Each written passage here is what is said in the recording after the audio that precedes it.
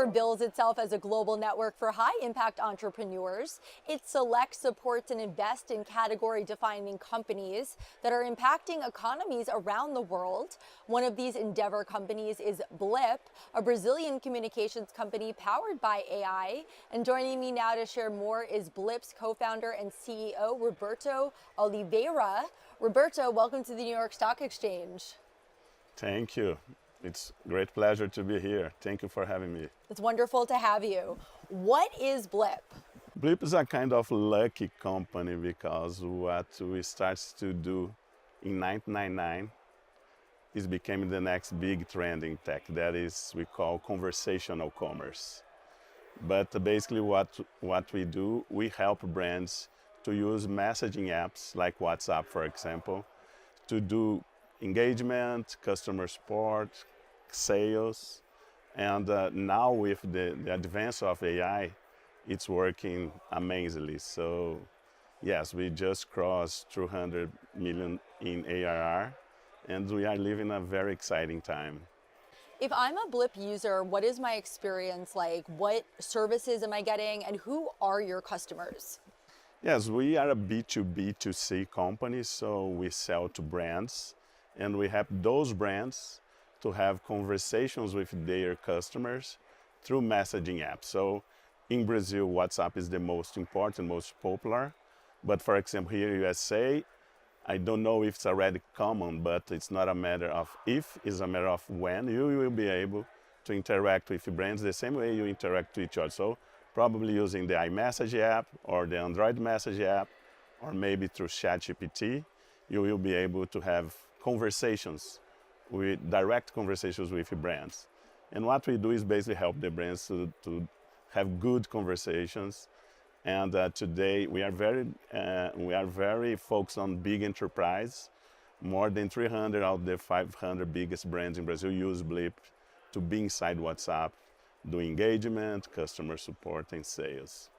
All right, and I understand that you have been in the, quote, conversational market since its early days, since the ringtone days. What is the conversational market, and what is your place in it right now? Yeah, it's funny because probably you'll not remember, but in 2000s, we didn't have smartphones. We used that Nokia phones that basically the only way to connect to internet was through SMS.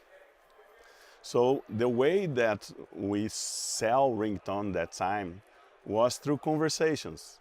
So we invented a concept that time that to sell a ringtone, we basically need to send the name of the song that you want to buy, and we were able to understand, build a conversation with you, sell that song for you, and charge on the carrier's bills, and it worked amazingly. Ringtone was a gigantic business from 2001 to 2008, and we start since that time. After the ringtones, what happened? We started to help brands to use SMS to do conversations too. But when we decided to bet that WhatsApp could become an open platform, we believe that we will be able to help the brands to have any kind of conversations. So using WhatsApp, we help the brands to solve any kind of need that user have through a conversation through WhatsApp. So it's a digital conversation, and it's the way that the people prefer to communicate today. So imagine if instead to make a phone call to a brand, you can just send an iMessage. Probably you prefer a lot to be supported through this messaging chain. So it's happening very fast in Brazil. Brazil is a very WhatsApp-centric country, but what we believe is that it's not only on Latin America, this kind of experience will happening all over the world, especially because of the new kind of AI technology that's accelerating a lot the capability of delivering good interactions that feels like human interactions. So it's funny. And I understand that in 1999, you say that not many people believed in messaging, and you made a big bet on it. Did that bet pay off? Yes. It was not a bet on messaging, but we learned the power of messaging, the power of the conversations. The bet that time was in ringtones. We decided to bet that we learned that ringtones was exploding around the world, and we decided to build a platform to help the carriers in Brazil to sell ringtones to their consumers. We were very successful on that. And because the only way to connect to the clouds, to the internet, through a mobile phone that time was SMS, everything was built over a conversational interface, over messaging exchanging. So at that time we learned the potential of sell songs, for example, but it's not songs. You can sell any kind of product through a digital conversation. So we learned with that. And after learning that, we decided to bet on those modern messaging apps becoming open platforms and using the technology that we built at that time and all the knowledge that we learned at that time, we are helping them to sell apartments, sell cars, to sell clothes, to sell education, loans, basically any kind of a company nowadays use Blip to interact with their clients. And in our last minute, why are you an Endeavor entrepreneur? Endeavor is amazing.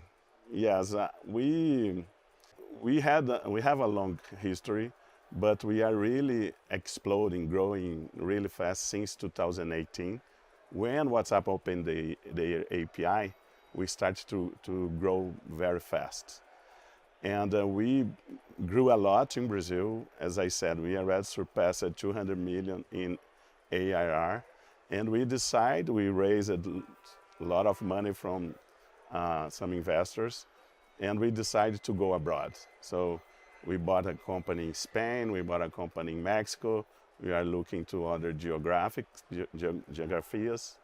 And because of that, we decided to approach Endeavor and ask their help in this internationalization. That was the main reason that we were connecting with them.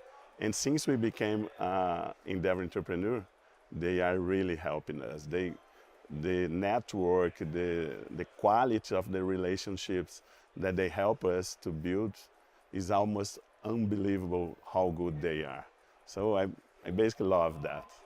Thank you, Blip co-founder and CEO Roberto Oliveira, for joining us at the New York Stock Exchange.